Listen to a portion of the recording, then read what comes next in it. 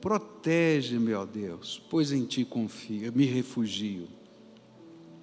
Ao Senhor declaro: Tu és o meu Senhor, não tenho bem nenhum além de Ti. Quanto aos fiéis que há na terra, eles é que são os notáveis em quem está todo o meu prazer. Grande será o sofrimento dos que correm atrás de outros deuses. Não participarei dos seus sacrifícios de sangue, e os meus lábios nem mencionarão os seus nomes. Senhor, Tu és a minha porção e o meu cálice. És Tu que garantes o meu futuro. As divisas caíram para mim em lugares agradáveis. Tenho uma bela herança. Bendirei o Senhor que me aconselha. Na escura noite o meu coração me ensina. Sempre tenho o Senhor diante de mim, e com Ele à minha direita não serei abalado. Por isso o meu coração se alegra e no íntimo exulto, mesmo o meu corpo repousará tranquilo, porque Tu não me abandonarás no sepulcro, nem permitirás que o Teu santo sofra a decomposição. Tu me farás conhecer a vereda da vida, a alegria plena da Tua presença, eterno prazer à Tua direita. Pai querido, nesta hora, quando vamos meditar na Tua palavra, dá-nos graça, Pai. Vem com Teu Espírito Santo, passeia aqui entre nós, fala ao nosso coração, de tal maneira que sejamos abençoados pelo Senhor, edificados pelo Senhor, tocados pela Tua graça. Fica conosco, Pai, aquilo que oramos em nome de Jesus. Amém e amém. Você pode sentar-se.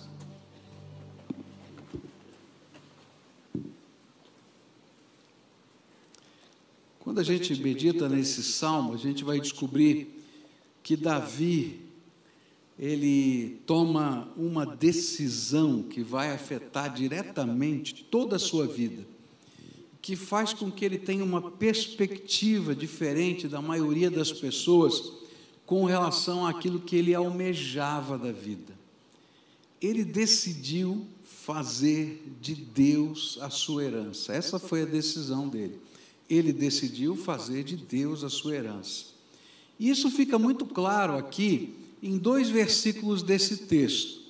O primeiro é o verso 2, onde ele vai dizer assim: ao Senhor declaro, Tu és o meu Senhor, não tenho bem nenhum além de Ti. E depois o verso 5, Senhor, Tu és a minha porção e o meu cálice, és Tu que garantes o meu futuro.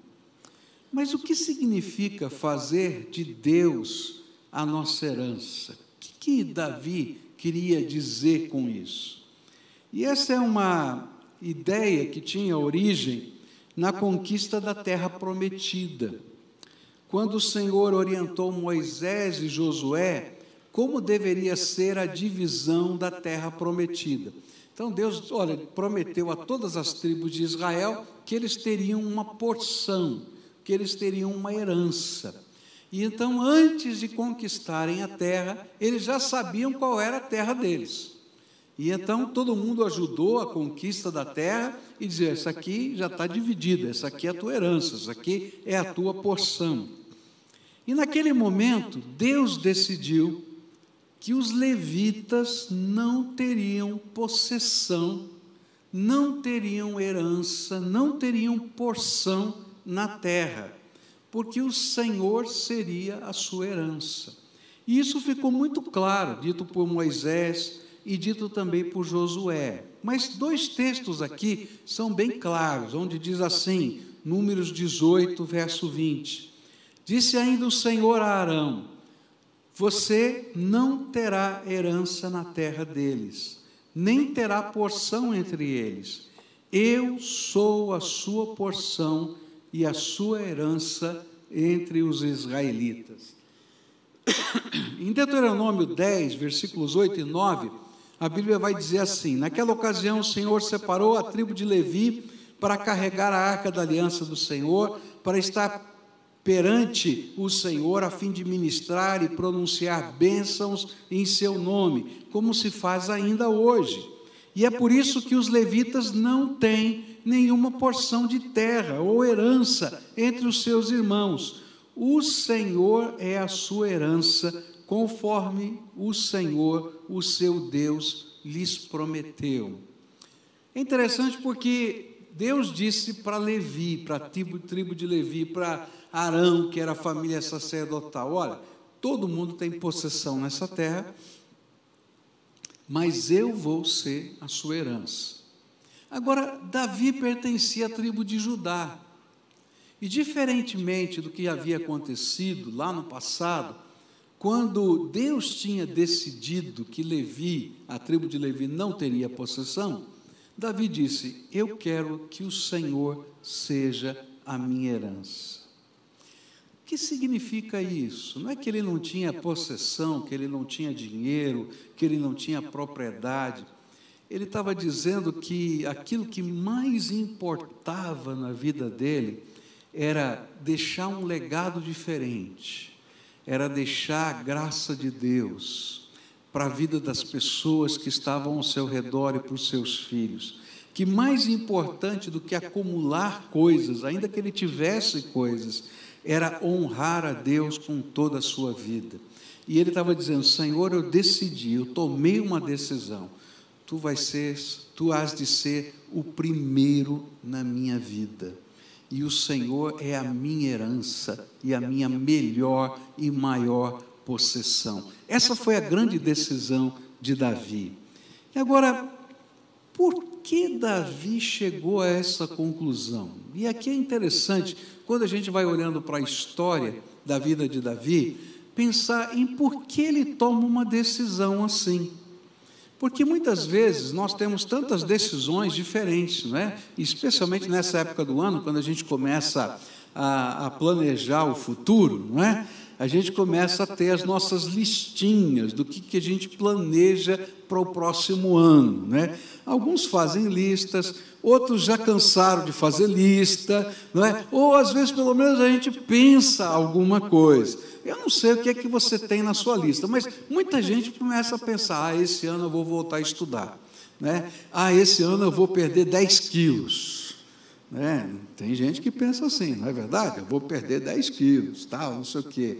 Então, é 1 quilo por mês, quase, né? Tira janeiro, né? Porque a gente já comeu demais em dezembro. Então, aí a gente vai fazendo assim: esse ano eu vou fazer isso, fazer aquilo, e a gente vai planejando. Ou muitas vezes a gente tem um plano de vida, um plano de futuro. Se você vai procurar um consultor, ele vai dizer para você: olha, você tem que ter um plano de carreira, como é que vai ser a tua carreira, como é que vai ser o teu projeto de vida, e assim por diante. E tudo isso faz parte do nosso dia a dia. Mas há uma coisa que precisa estar em prioridade. E é isso que Davi está dizendo: eu coloquei em prioridade na minha vida o Deus Todo-Poderoso. E por que Davi chegou a essa conclusão de que ele precisava colocar o Senhor como a sua herança, como legado maior, como a prioridade da sua vida? E a primeira razão que levou Davi a fazer isso, fazer de Deus a sua herança, foram as experiências de vida que mostraram a Davi a volatilidade do ter e do ser. Então, a primeira razão para Davi foi: ele descobriu pela vida que o ter e o ser são voláteis nessa nossa caminhada terrena. À medida em que o tempo passava, Davi foi capaz de perceber que tudo era volátil, se saía da mão, que ele não conseguia controlar, mas que a única coisa que permanecia para sempre era o Senhor da vida dele. E quando eu olho para a história de Davi, eu vou descobrir essa verdade muito clara. Davi era um homem que tinha provado o sucesso da vitória muito cedo na vida. Quando ele era um jovem ainda, ele venceu o gigante Golias. E desde então, desde aquele momento da sua juventude, ele se tornou um herói nacional.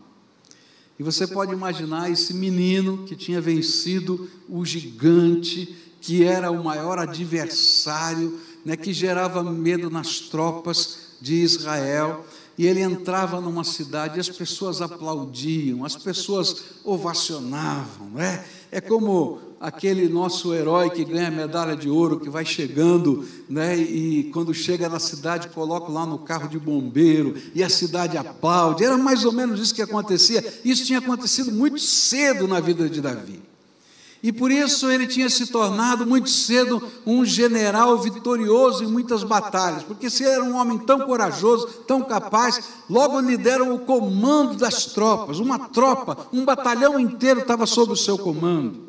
E ele passou a ser agora famoso não apenas pelas suas batalhas, mas também pela sua capacidade de treinar os homens mais valentes e habilidosos do seu batalhão, que eram considerados os valentes de Israel. Por isso, não somente ele, mas os batalhões eram aplaudidos. Por causa disso, ele agora entrou para a família real. O rei deu a sua filha em casamento para ele. E então aquele que era um plebeu virou agora da aristocracia. Estava lá no palácio. Mas o interessante é que o ter e o ser na vida de Davi logo deterioraram. Da noite para o dia, literalmente, de herói nacional, ele vira inimigo público número 1. E no meio de uma madrugada, ele é obrigado a sair escondido, fugido de casa, porque o rei mandou prender para matá-lo. E ele passa a ser um fugitivo. Abandona todo o palácio, tudo que tem, saiu com a roupa do corpo e vai morar nas cavernas, escondido. Da noite para o dia, não tinha mais nada. Não interessava se ele tinha casado com a filha do rei, se ele tinha vencido as batalhas, se ele tinha dinheiro em casa, não tinha. Acabou. Da noite para o dia. E nesse processo que durou anos, ele foi quase morto várias vezes. E nesse tempo, o interessante é que os amigos dele desapareceram. E a própria tropa de elite dele agora o perseguia. O único amigo que sobrou, segundo a história da Bíblia, foi Jonatas, que era filho do rei, e por isso não tinha medo de ser morto pelo rei.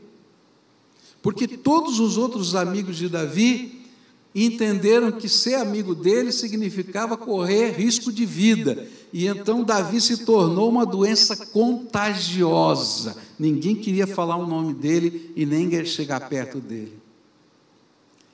E nesse tempo todo, o único suporte confiável na vida de Davi foi a presença de Deus ao seu lado. E ele vai dizer isso no Salmo 16, verso 8. Sempre tenho o Senhor diante de mim.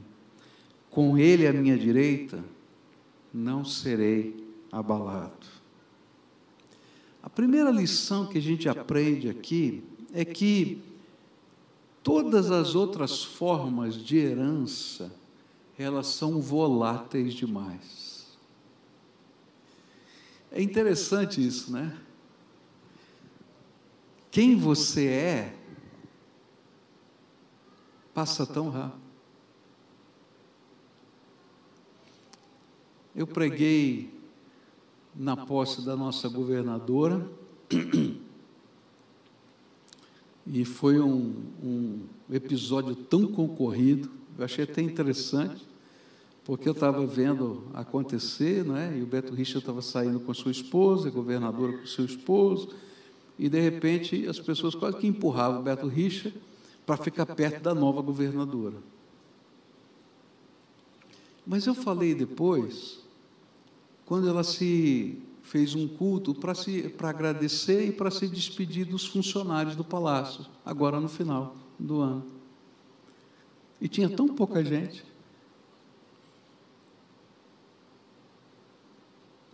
Porque o ser ou estar numa determinada posição é tremendamente volátil. É tremendamente volátil. E eu não estou falando só de governo, não. Lá na tua empresa é assim também. Não é verdade o que eu estou falando? Muda lá uma conjuntura, chega um novo funcionário. O ser, o estar numa determinada posição, vai embora muito rápido. O ter eu nem falo. O ter também. Um dia a gente tem, no outro não tem, e vai muito rápido. É interessante que quando a gente vai nessas situações de guerra, e eu tive, por exemplo, na Síria, e eu achei muito interessante isso, porque a gente chegou numa cidade na Síria, que, assim, no fundo do vale, em que todas as casas, todos os prédios, não tinha um prédio de pé. Tudo tinha sido bombardeado. Nada. E o interessante é que em um e outro lugar a gente via algumas pessoas idosas tentando dormir naquele lugar, que não tinha água, que não tinha luz, só tinha escombros, não tinha parede, não tinha teto. E a gente perguntava: o que você está fazendo aqui? Ele dizia assim: eu estou tomando conta da minha propriedade. Que propriedade? Não tem nada.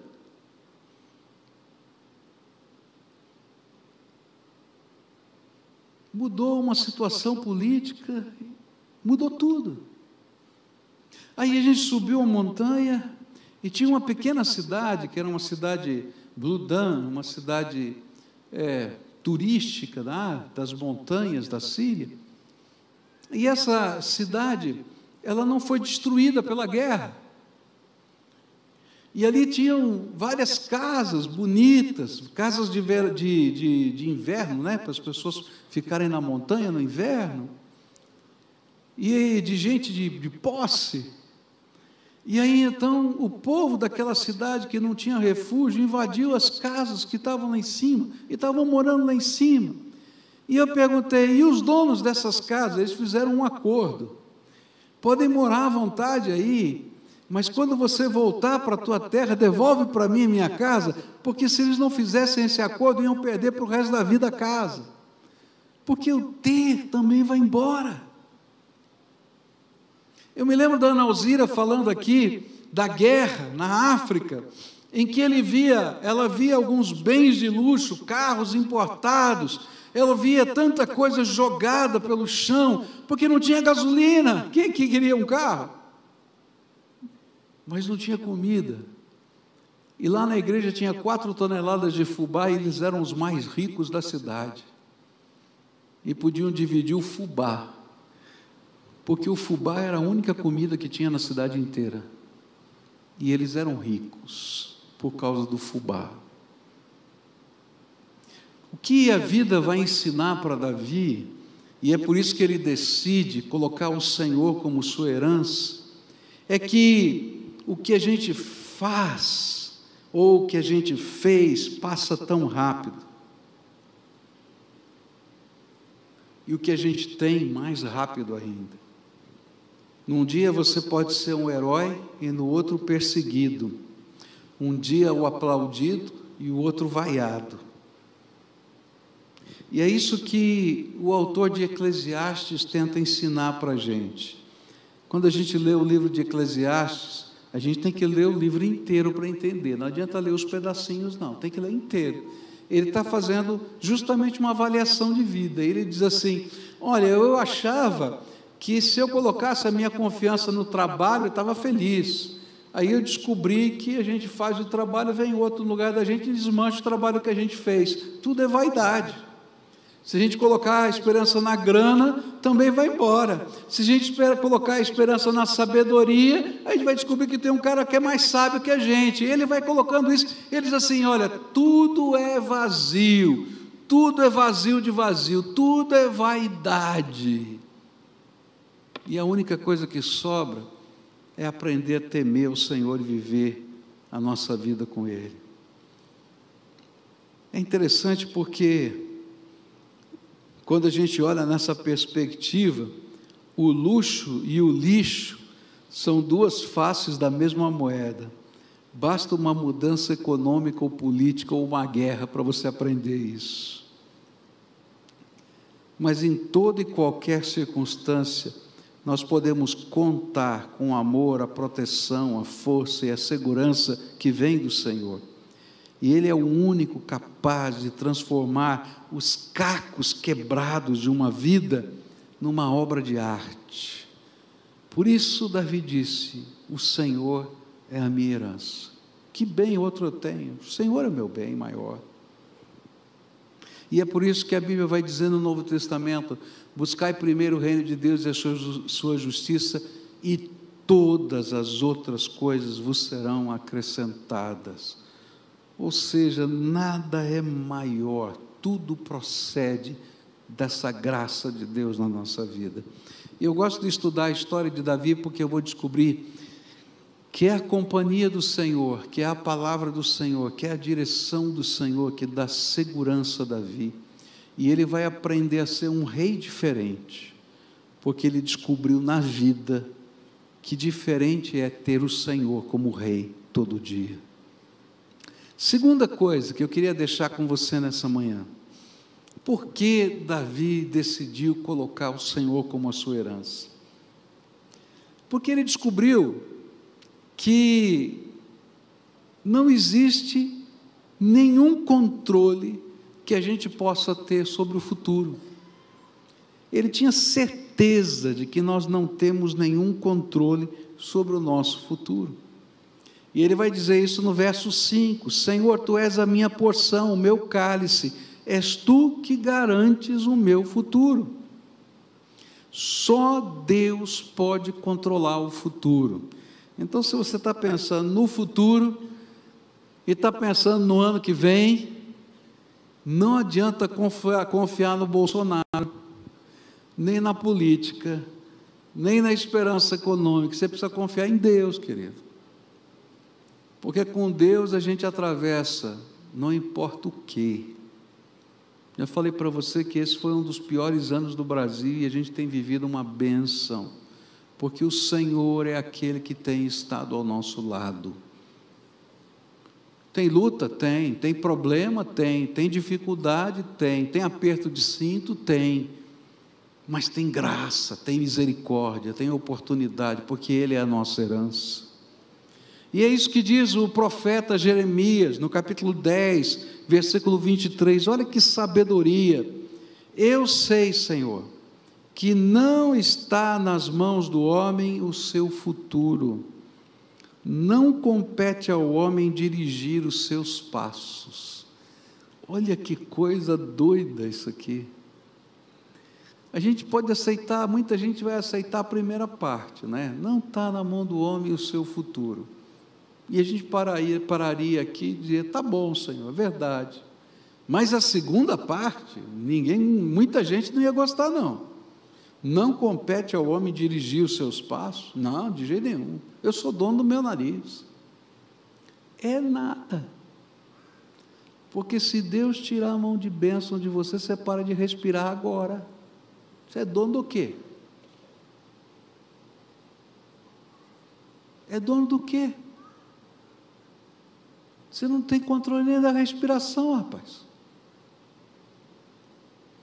É interessante, porque se posição, conquistas e recursos são voláteis, imaginem então os planos que nós fazemos para o nosso futuro. Quando a gente olha para o futuro, há tantas variáveis que estão fora do nosso controle, que é por isso que nós não conseguimos determinar o nosso futuro. É claro que eu tenho que ter metas na minha vida. Eu não estou dizendo que você não tem metas. Mas vão acontecer tantas coisas que estão fora das tuas variáveis, que você vai ter que reconstruir as tuas metas ao longo do tempo, toda hora. Porque você não tem controle.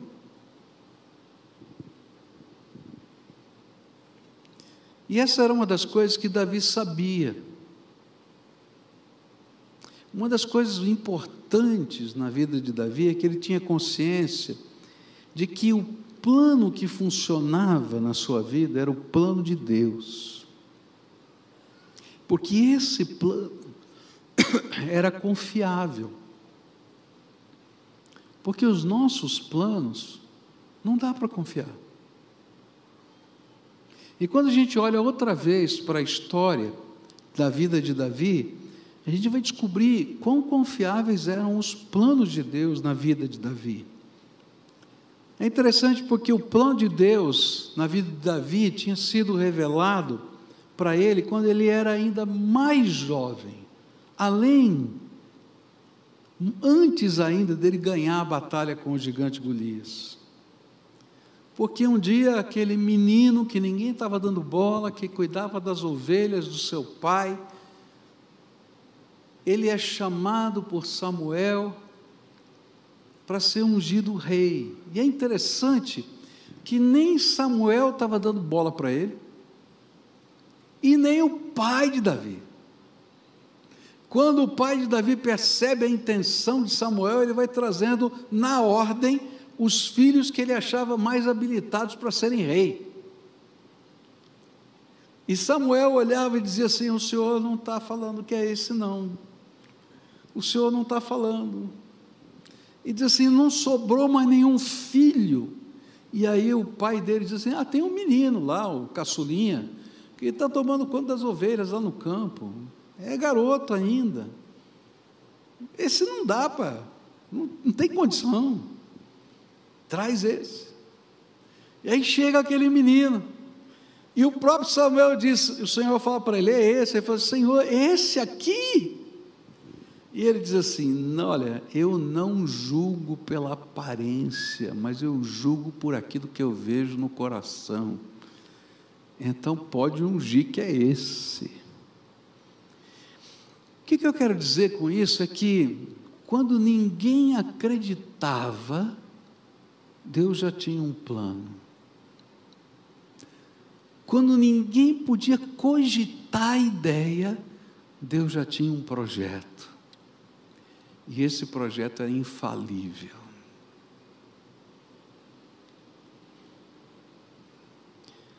Sabe por quê? Porque quando Deus planeja e nós aceitamos os planos que Ele tem para nós, o tempo pode passar, o cenário pode mudar, mas Deus não muda.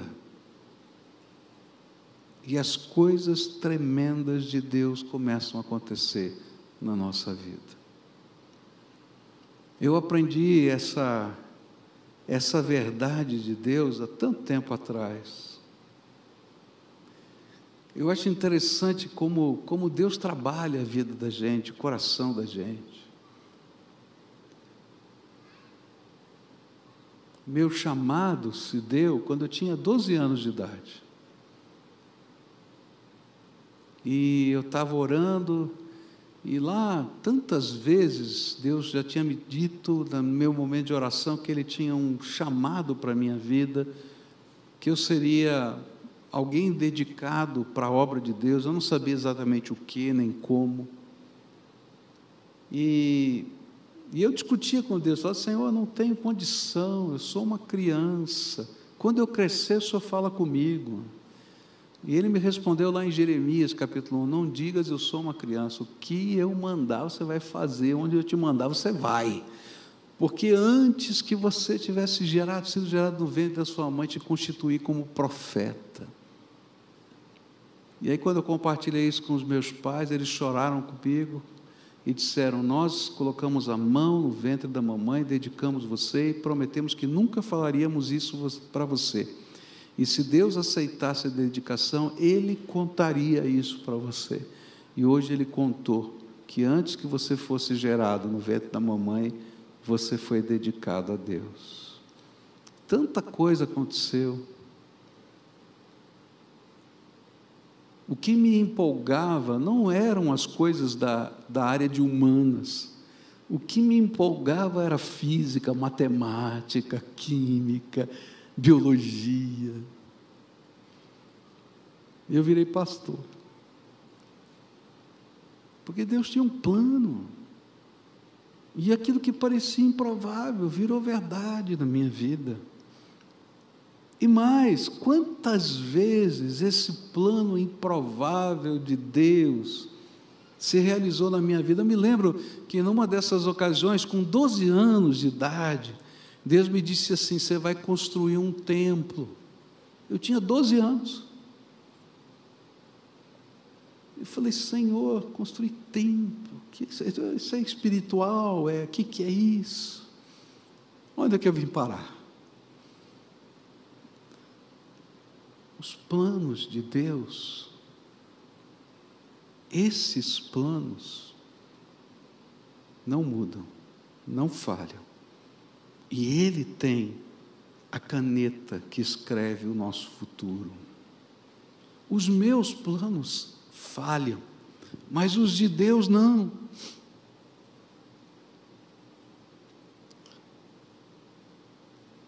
É por isso que Davi tinha tanta convicção em falar que era o Senhor quem garantia o seu futuro. E é por isso que o profeta diz que não compete ao homem dirigir os seus passos. A grande lição é que se eu não tenho controle do meu futuro, então por que não me deixo guiar por aquele que tem esse controle? Não fazer isso é loucura. E quando eu estou lutando com Deus para tentar controlar o meu futuro, quantas vezes eu estou sofrendo? Porque eu estou dando murro em ponta de faca. É loucura. E quando eu me deixo controlar e levar pelo Senhor, eu descubro um melhor caminho. Quando Davi decidiu fazer do Senhor a sua herança, ele aceitou o projeto, o plano do Senhor para a sua vida, porque ele sabia que nada melhor poderia existir para ele. E toda vez que ele fugiu ou se rebelou do projeto de Deus, ele infringiu sofrimento, não só a ele, mas às pessoas a quem ele amava. E é por isso que o profeta Jeremias proclama: porque sou eu que conheço os planos que tenho para vocês, diz o Senhor, planos de fazê-los prosperar e não de lhes causar dano, planos de dar-lhes esperança e um futuro. E então vocês clamarão a mim, virão orar a mim, e eu os ouvirei. Vocês me procurarão e me acharão, quando me procurarem de todo o coração. E o grande desafio do Senhor é: me permitam ser a sua herança e ser o seu futuro. Clamem a mim, disse o profeta. Sabe o que é que Jesus disse? Venham a mim todos vocês que estão cansados e oprimidos, e eu os aliviarei. Quando a gente vai, a gente para de lutar e diz: tu és a minha herança, me conduz do teu jeito. É interessante que essa foi a conversão de Paulo. Paulo era perseguidor da igreja.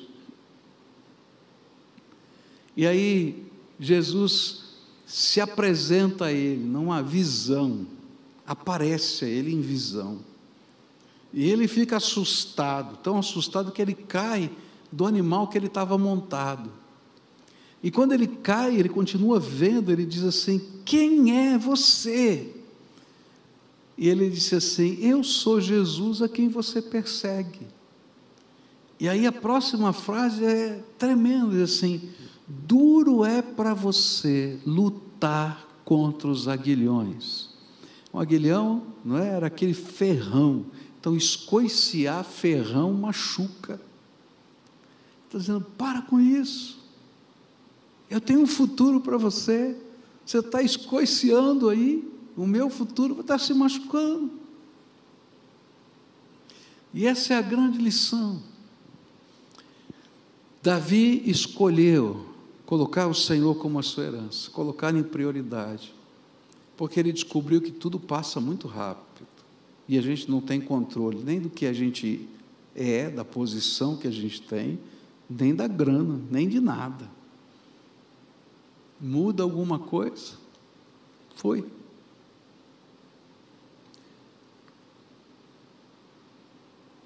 Mas a gente também não tem controle do nosso futuro.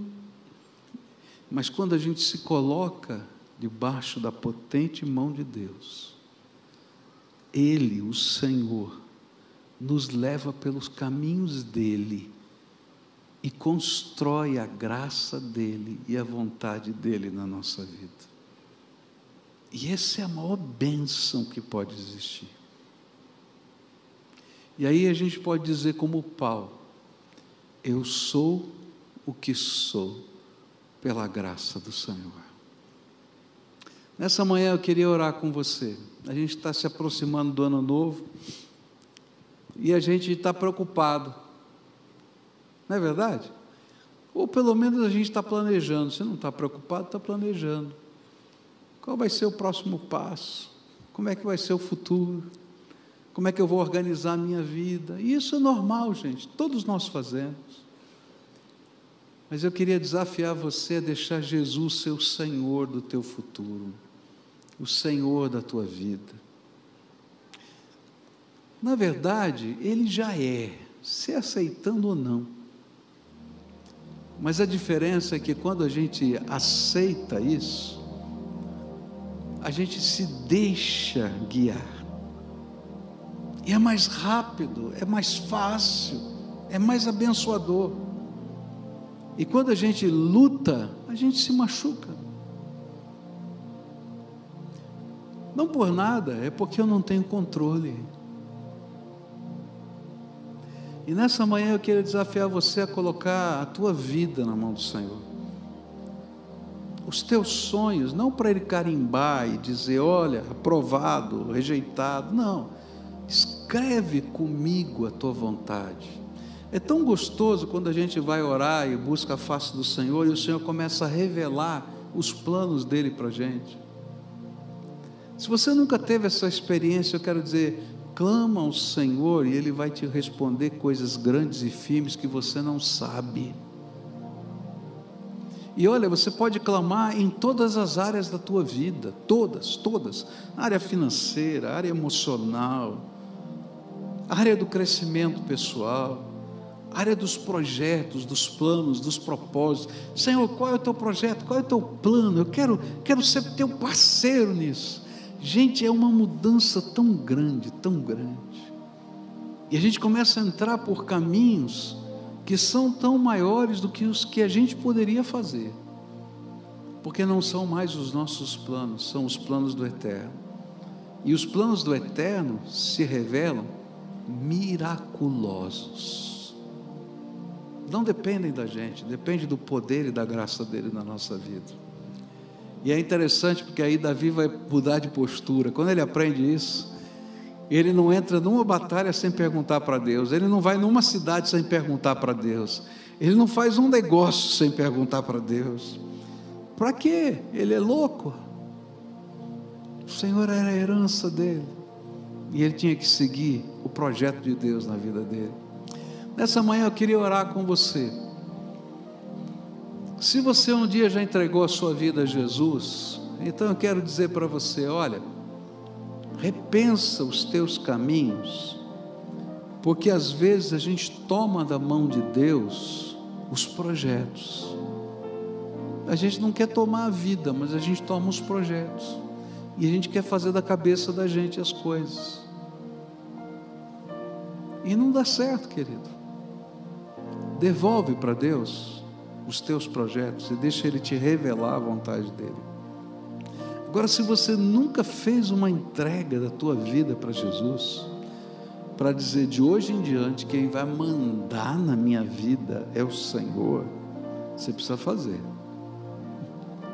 Você não sabe o que você está perdendo, porque não apenas aqui, nesse mundo, nessa vida, mas para a vida eterna, a gente vai aprender coisas tremendas da grandiosidade e graça do Senhor. Hoje à noite eu vou continuar sobre esse tema, e vou falar exatamente sobre isso. No final desse salmo ele diz assim: olha, eu não estou nem preocupado com a sepultura, porque o Senhor não vai me deixar lá não. Olha que coisa tremenda, ele está falando de um futuro tão mais adiante. Mas nessa manhã eu queria orar com você. Se o Espírito de Deus está tocando o teu coração hoje, você vai se colocar na presença dEle. Fica de pé, todo mundo que está aqui hoje, vamos nos colocar diante do Senhor, e a gente vai orar. Está começando um novo ano. Não pega a tua cadernetinha não, e coloca na mão de Deus, coloca a vida na mão de Deus. Não coloca o plano só, coloca a vida na mão de Deus. Pergunta para Ele o que Ele tem para você, o que Ele quer de você, como é que Ele quer usar a tua vida.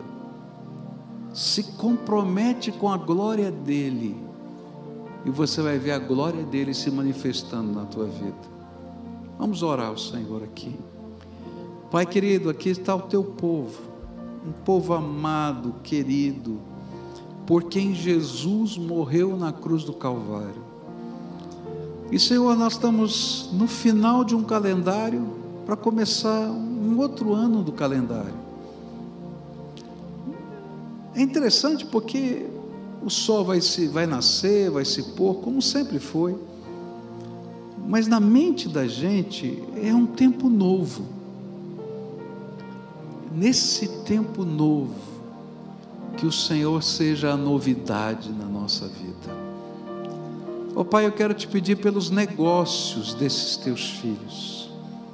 Ó Pai, quando o Senhor tomar a vida deles, toma também os negócios, e revela, Pai, a tua bênção, e os teus projetos, e os teus propósitos, e a visão do Senhor para os negócios. Toma, Senhor, a família dos teus filhos, e revela, Senhor, o projeto, o propósito e a missão dessa família. Ó Pai, toma os sentimentos dos teus filhos. Ó Pai, às vezes nossos sentimentos estão tão misturados, mas Senhor, toma nas tuas mãos os sentimentos, e dá uma perspectiva nova, porque o Senhor é a herança desses teus filhos. E nessa manhã, recebe o clamor de tantos que estão orando aqui, pedindo: Senhor, seja a minha herança, eu quero colocar minha vida nas tuas mãos, eu quero devolver para o Senhor aquilo que eu tomei, e quero andar na tua presença. Ó Pai, estende a tua mão de poder e abençoa, abençoa, abençoa, abençoa, Pai, em nome de Jesus. É aquilo que eu oro, crendo que o Senhor é poderoso para colocar a tua marca de propriedade nas nossas vidas e revelar a tua glória. É aquilo que oramos no teu nome, Jesus. Amém e amém. Dá a mão para quem está perto de você. Deseja para essa pessoa um feliz ano novo. Pode desejar, tá? Mas o feliz ano novo só dá certo com Jesus, tá? Se Jesus não for o Senhor da tua vida, não vai dar certo não, tá? Então deixa Ele ser Senhor da tua vida. Fecha o corredor aqui, junta aí as filas. Deseja para o outro, do outro lado, um feliz ano novo, tá? E anda com Jesus, autor e consumador da nossa fé. Bendirei o Senhor.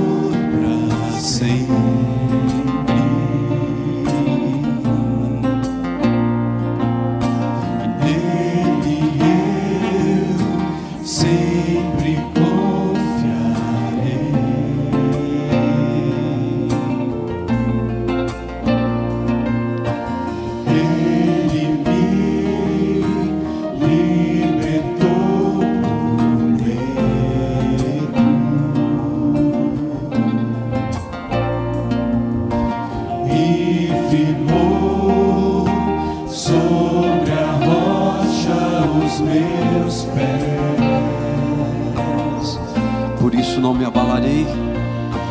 Não me abalarei, do Senhor direi: és meu escudo, minha força, minha herança e libertador, meu refúgio, torre forte e socorro meu em tempos de aflição.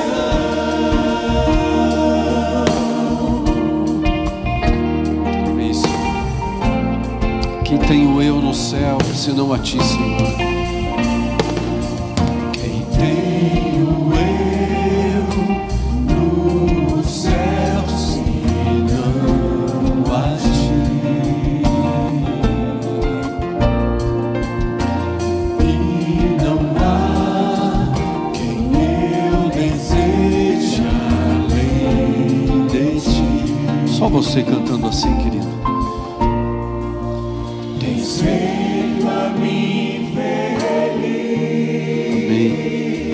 Amém. e eu direi de ti: és meu escudo, minha força, minha herança e libertador, meu refúgio, torre forte. Tu és meu socorro, ó Deus, és meu escudo, minha força, minha herança e libertador, meu refúgio, torre forte e socorro meu em tempos Socorro de meu, aflição. e socorro meu. E socorro meu em tempos de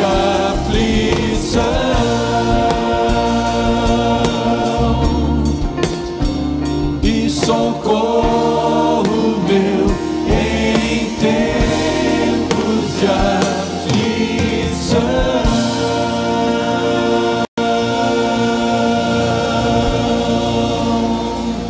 Aleluia, aleluia. Louvado seja esse nosso Senhor, o nosso socorro, aquele em quem nós temos a nossa herança. Amém? Deixa eu orar com você. Pai querido, muito obrigado por essa manhã. Que o Senhor possa conduzir o seu povo em paz, diante de todos os sonhos, desafios, aquilo que consta no mais íntimo do coração, daquilo que tem se planejado para esse próximo ano. Que essa tua palavra fale muito conosco, em tudo que nós anotarmos. O principal seja esse desejo e a vontade do Senhor em nossa vida. É aquilo que oramos, gratos a Ti por esta manhã, Pai, em nome de Jesus. Amém, Senhor. Amém. Não sai daqui sem desejar essa graça de Deus para alguém, querido. Que a sua semana seja aí uma semana de bênção todos os dias.